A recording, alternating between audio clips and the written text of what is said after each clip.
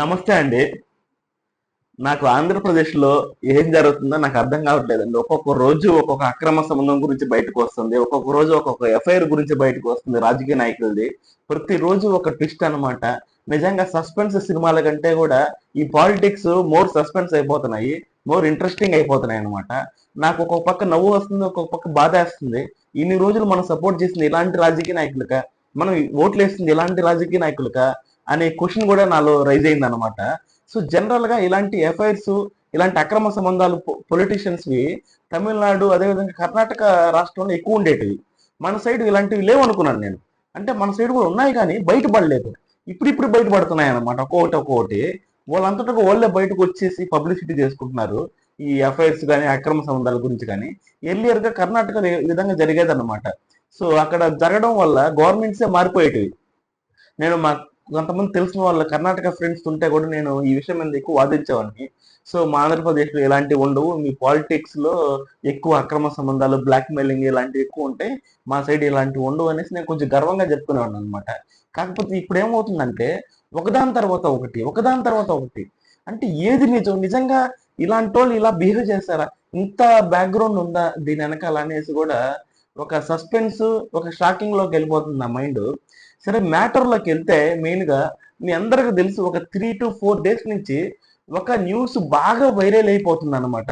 ఏ TV channel అయినా, ఏ YouTube channel అయినా కూడా దాని గురించే మాట్లాడుకుంటున్నారు.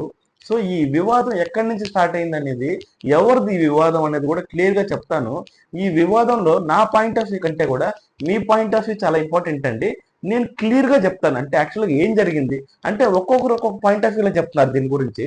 సో ఆ ఎలా అంటే ఒక్కరు వాళ్ళకి నచ్చిన విధంగా చెప్తున్నారు అనమాట. ఫర్ ఎగ్జాంపుల్ వాళ్ళకి నిజంగా ఆ నాయకుడు నచ్చితే ఆ నాయకుడి పాయింట్ ఆఫ్ వ్యూలో చెప్తున్నారు, నచ్చిన వాళ్ళు వేరే పాయింట్ ఆఫ్ వ్యూలో చెప్తున్నారు. నేను న్యూట్రల్ గా ఒక పాలిష్డ్ ఇన్ఫర్మేషన్ ఇవ్వడానికి ప్రయత్నిస్తానండి. అదేవిధంగా మీ ఒపీనియన్ కూడా ఇంపార్టెంట్. నేను ఎందుకు మీ ఒపీనియన్ అడుగుతున్నానంటే, సో ఇది పొలిటీషియన్స్ సంబంధించింది కాబట్టి మనం ఎప్పటికప్పుడు మన ఆంధ్రప్రదేశ్ పాలిటిక్స్ లో ఏం జరుగుతుంది అనేది కూడా మనం బాధ్యత తెలుసుకోవడం కూడా. సో దీని మీద మీ ఒపీనియన్ కూడా షేర్ చేస్తే మీకు కూడా ఒక అవేర్నెస్ అనేది ఉంటుంది, మీకు కూడా ఒక అవగాహన ఉంటుంది. రేపు ఫ్యూచర్ లో మళ్ళీ ఎలక్షన్స్ వచ్చినప్పుడు మనం ఎలాంటి వాళ్ళకి ఓట్లు వేయాలా, ఎలాంటి వాళ్ళకి ఓట్లు వేస్తే ఏం జరుగుతుంది, సో ఎవరి బిహేవియర్ ఏంది, ప్రతిదీ కూడా మీకు క్లారిటీగా అర్థమవుతుంది. సో నేను ఈ వీడియోలో చాలా పాలిష్డ్ ఇన్ఫర్మేషన్ అందించడానికి అయితే ప్రయత్నిస్తానండి. సో నా వీడియోస్ కానీ మీకు నచ్చుతుంటే నన్ను ప్లీజ్ సపోర్ట్ చేయండి, సబ్స్క్రైబ్ చేసుకొని అదేవిధంగా లైక్ చేయండి. సో నా వీడియోస్ మీతో పాటు ఒక 10 మందికి కూడా షేర్ చేయండి. సో దాంతో పాటు నాకు కూడా కొంచెం మంచి రీచ్ వస్తుంది. సో మీరు ఇచ్చే ధైర్యాన్ని బట్టి నేను ఇంకా కూడా ధైర్యంగా మంచి వీడియోస్ చేయగలుగుతాను, మంచి కంటెంట్ కూడా పెట్టడానికి ప్రయత్నిస్తానండి. సరే వీడియోలోకి వెళ్తే, నేను ఈ వీడియో దువ్వాడ శ్రీనివాస్ అనేటువంటి MLC 50 years, 58, sorry not 50 years అనమాట, 58 years సుమారుగా ఉండేటువంటి దువ్వాడ శ్రీనివాస్, ఆయన మన ఆంధ్రప్రదేశ్ ఎమ్మెల్సీ అనమాట. ఆయన మీద వచ్చినటువంటి వివాదం గురించి, ఆయన పోలీస్ కంప్లైంట్ పెట్టిన దాని గురించి నేను క్లియర్గా ఈ వీడియోలో ఎక్స్ప్లెయిన్ చేస్తాను మీకు. సో యాక్చువల్గా ఈ వివాదం ఎక్కడ స్టార్ట్ అయిందంటే, దువ్వాడ హైందవి అంటే దువ్వాడ శ్రీనివాస్ కి దువ్వాడ వాణికి పుట్టినటువంటి రెండో కూతురు దువ్వాడ హైందవి. ఆమె ఒక రోజు కారులో కూర్చొని దువ్వాడ శ్రీనివాసు ఉండేటువంటి ఇంటి కిందకెళ్ళి ఆమె ఆ ఇంత సింపుల్ గా చెప్పాలంటే కైండ్ ఆఫ్ ధర్నా చేసింది అనమాట. కారులో కూర్చొని మా నాన్న నేను మీట్ అవ్వాలి, నన్ను మీట్ అవ్వడానికి మా నాన్న మీట్ అవ్వడానికి ప్రయత్నిస్తుంటే మా నాన్న నన్ను రానియట్లేదు, ఆయన వేరే ఆమెతో ఇంట్లో ఉన్నాడు, సో అక్రమ సంబంధంతో ఆయన వేరే ఆమెతో ఇంట్లో ఉన్నాడు, నన్ను లోపలికి రానియట్లేదు, అడుగుతుంటే కసురుకుంటున్నాడు, గొడవ పడుతున్నాడు నాతో, సో డోర్ లాక్ చేసేస్తున్నాడు అనేసి ఆ రోజు నైట్ అంతా కూడా ఆ అమ్మాయి కారులోని కూర్చొని ధర్నా చేస్తుంది అనమాట. సో అప్పుడు ఈ విషయము వెలుగులోకి వచ్చింది. మేబీ ఆ దువ్వాడ శ్రీనివాస్ గారు ఉండేటువంటి నియోజకవర్గ ప్రజలకి చాలా మందికి తెలిసి ఉండొచ్చు దీని గురించి. కాకపోతే ఒక పబ్లిక్ గా ఎంటైర్ ఆంధ్రప్రదేశ్ కి ఫస్ట్ తెలియడం అయితే ఈ అమ్మాయి ద్వారానే తెలిసింది అనమాట. సో యాక్చువల్గా కంప్లీట్ మ్యాటర్లోకి వెళ్తే, దువ్వాడ శ్రీనివాస్ అనేటువంటి వ్యక్తి వైఎస్ఆర్సీపీకి సంబంధించిన ఎమ్మెల్సీ అనమాట. సో ఈయనకి స్వతహాగా రాజకీయ ఫ్యామిలీ కానీ, రాజకీయ వారసత్వం కానీ, రాజకీయ బ్యాక్గ్రౌండ్ కానీ ఏమీ లేదు. సో ఈ దువ్వాడ వాణి అయితే అంటే ఈయన వైఫ్ ఉన్నారు కదా, ఈయన వైఫ్ కొంచెం రాజకీయ ఫ్యామిలీకి సంబంధించింది అనమాట. సో ఎప్పుడైతే దువ్వాడ వాణిని ఈయన పెళ్లి చేసుకున్నారో, దువ్వాడ వాణి ఆయన యొక్క ఇంట్రెస్ట్ చూసి ఆయన్ని రాజకీయాలు ఎంకరేజ్ చేయడం కానీ, అదేవిధంగా మనీ పెట్టడం కానీ, ప్రతి విషయంలో ఆమె ఎంకరేజ్ చేసుకుంటూ వచ్చింది. ఇక్కడ వరకు బాగానే ఉందన్నమాట. సో దాని తర్వాత దువ్వాడ వాణికి ఈయన వేరే ఆమెతో అక్రమ సంబంధంలో ఉన్నాడని తెలిసిన తర్వాత, ఆమె పేరు మాధురి అనమాట, ఆమెతో అక్రమ సంబంధంలో ఉన్నారని తెలిసిన తర్వాత ఆమె డైరెక్ట్ గా జగన్ దగ్గరికి వెళ్ళి, సార్ ఇట్లాగా మా ఆయన రైట్ డైరెక్షన్ లో వెళ్ళటం లేదు, సో ఆయన అక్రమ సంబంధాలు పెట్టుకొని ప్రజలను పట్టించుకుంటాడా లేదా అనేది కూడా నాకు నమ్మకం లేదండి. సో మీరు MLA seat, Tekkali MLA seat ఆయనకి కాకుండా నాకు ఇవ్వండి అనేసి ఆమె అడగడం జరిగింది.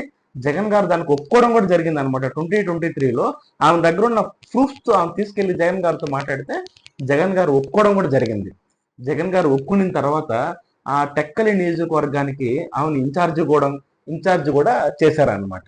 చేసిన కొన్ని రోజుల తర్వాత ఏం జరిగిందో తెలియదు, మళ్ళీ జగన్ గారు దువ్వాడ శ్రీనివాస్ అనేటువంటి వ్యక్తినే ఆ టెక్కలి నియోజకవర్గానికి ఇన్ఛార్జిగా పెట్టడం జరిగింది అనమాట. సో ఇదంతా ఇక్కడ వరకు బాగుంది. సో ఇక్కడ అక్రమ సంబంధము మాధురి అనే ఆమెతో ఉందన్నమాట దువ్వాడ శ్రీనివాస్కి. సో ఇక్కడ మాధురి గారు ఏమంటున్నారంటే, మాధురి గారి పాయింట్ ఆఫ్ వ్యూ ఏంటంటే, నేను 2022 నవంబర్ డిసెంబర్ ఆ టైంలో నేను జనరల్గా ఒక భరతనాట్యం నేర్పించేటువంటి టీచర్ని. సో నాకున్న పాపులారిటీని చూసి 2022 నవంబర్ డిసెంబర్ ఆ టైంలో ఈ దువ్వాడ వాణి అనే ఆమె నన్ను పార్టీలోకి ఆహ్వానించి నాకు ఒక మంచి పదవి కూడా ఇచ్చింది. సో నాలాంటి వాళ్ళు ఉంటే వాళ్ళకి జన ఆకర్షణ ఎక్కువ ఉంటుందని చెప్పేసి నన్ను పార్టీలోకి ఆహ్వానించింది అనమాట. ఆహ్వానించిన తర్వాత దువ్వాడ వాణికి దువ్వాడ శ్రీనివాస్ గారికి ఫ్యామిలీలో గొడవలు జరిగి ఈయనకి పదవి ఆకాంక్ష వచ్చేసి దువ్వాడ శ్రీనివాస్ గారితో గొడవ పెట్టుకొని జగన్ గారిని మీట్ అవ్వడం జరిగింది. జగన్ గారిని మీట్ అయిన తర్వాత ఆమెకు కొన్ని రోజులు సీట్ ఇచ్చి ఇన్ఛార్జ్ పదవి మళ్ళీ తీసేసుకుని దువ్వాడ శ్రీనివాస్ గారికి ఇవ్వడం జరిగింది. సో ఈయనకి ఈగో క్లాషెస్ వచ్చేసి దువ్వాడ శ్రీనివాస్ గారిని కంప్లీట్ గా అవాయిడ్ చేసింది. సో ఆ టైంలో దువ్వాడ శ్రీనివాస్ గారికి నేను ఆశ్రయం ఇచ్చాను.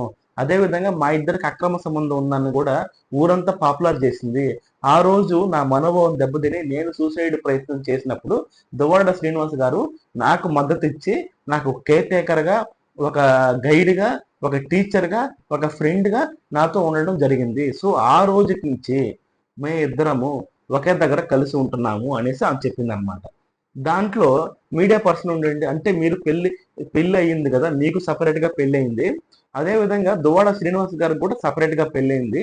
సో ఇప్పుడు మీరు ఇలా ఉంటే విడాకులు తీసుకోకుండా దీన్ని సహజీవనంగా అనుకోవాలి కదా అంటే, అని దాన్ని సహజీవనంగా అనుకోకూడదు, ఇది అడల్టరీ అనుకోవాలి అనేసి ఆమె ఒక పదాన్ని యూజ్ చేస్తుంది.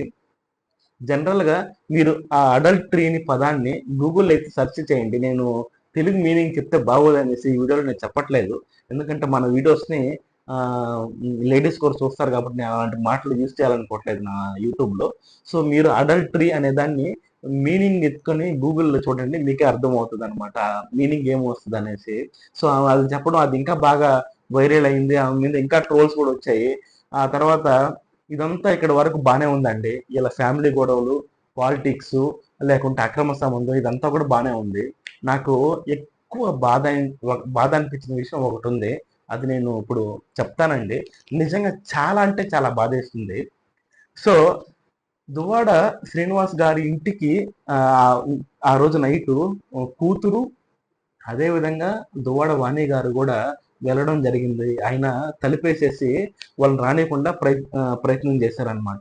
ఆ ప్రయత్నంలో ఆయన వాళ్ళ కూతుర్ని ఒక బ్యాడ్ వర్డ్ కూడా యూజ్ చేశారు. అది ఏ తండ్రి ఏ కూతుర్ని అన్నటువంటి బ్యాడ్ వర్డ్ ఆయన దువ్వాడ శ్రీనివాస్ గారు దువ్వాడ హైందవి అంటే ఆయనకి పుట్టిన రెండో కూతుర్ని ఒక బ్యాడ్ వర్డ్ అన్నాడు అనమాట. ఆ మాట విని నాకు భలే బాధ అనిపించింది. ఆ వీడియో సర్క్యులేట్ అవుతుంది సోషల్ మీడియాలో, నిజంగా చూసి బాధ అనిపించింది. సో అదంతా ఒక విధంగా ఉంటే ఆయన వాళ్ళిద్దరిని కొట్టడానికి ప్రయత్నించాడు. వీడియో పబ్లిక్ గా కూడా ఉంది, పోలీసులు అడ్డుపడుతున్నా కూడా కొట్టడానికి ప్రయత్నించాడు. ఆయన కొన్ని బూతులు కూడా వాడాడు అనమాట అక్కడ. ఇదంతా కూడా బాగానే ఉందండి. దాని తర్వాత వీళ్ళ మీద అంటే దువ్వాడ వాణి గారు దువ్వాడ హైందవి పైన దువ్వాడ శ్రీనివాస్ గారు వెళ్ళి రిటర్న్ కంప్లైంట్ ఇచ్చారు.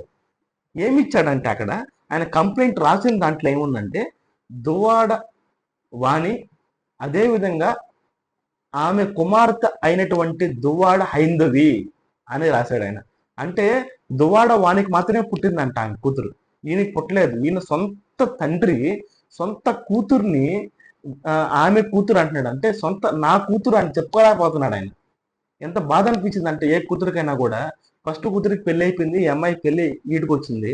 రేపు ఈ అమ్మాయికి పెళ్లి అయ్యే టయానికి ఇలాంటి సిచ్యువేషన్స్ అన్ని బయటకు వచ్చినప్పుడు రేపు అమ్మాయి ఎక్కడికైనా వెళ్ళాలంటే తలెత్తుకొని ఏం జరుగుతుందండి? నిజంగా ఆయన ఈమె అంటే నా కూతురు అని కూడా చెప్పుకోలేకపోతున్నాడు ఆయన. రిటర్న్ కంప్లైంట్ ఇచ్చాడు. సో ఇది వరకు బాగానే ఉంది, ఓకేనా. రిటర్న్ కంప్లైంట్ ఇచ్చారు, అది పోలీసులు కూడా ఇన్వెస్టిగేషన్ చేస్తున్నారు, ఫర్దర్ గా జరుగుతుంది. అది వైఎస్ఆర్సీపీ గవర్నమెంట్, అదే వైఎస్ఆర్సీపీ లీడర్స్ కూడా చూసుకుంటారు ఫర్దర్ గా. సో ఇది ఇక్కడ వరకు పక్కన పెట్టేస్తే, ఇప్పుడు మాధురి అని చెప్పాను కదా, మాధురి గారు ఏమంటున్నారంటే వాణి గారి వల్ల ఈ గొడవలు, సో నేను దువ్వాడ శ్రీనివాస్ ఇద్దరం కలిసి ఉంటాం, మేమిద్దరం అడల్టరీ లైఫ్ లో జీవిస్తాము అనేసి ఆమె చెప్తుంది.